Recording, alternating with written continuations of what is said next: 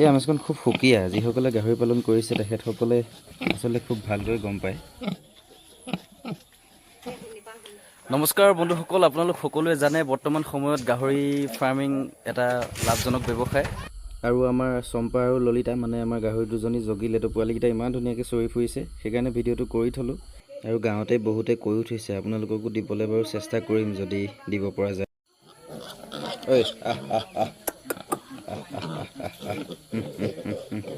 ঐ ক'ত গৈছ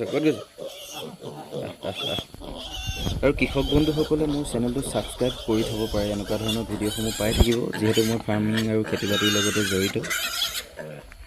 এই যে মাকজনী দেখিছে, এই কিন্তু বয়স বেছি হোৱা নাই, মাত্ৰ 1.5 বছৰ বয়স হৈছে আৰু পোৱালি দিলেই। এজনী মাক হয় আৰু এজনী মাক সেইজনী শুই আছে। পোৱালি প্ৰায় আছে। এইকেইটা পোৱালি উন্নত জাতৰ গাহৰিৰ লগত ক্ৰছ হয়। এই আমেজখন খুব সুকীয়া।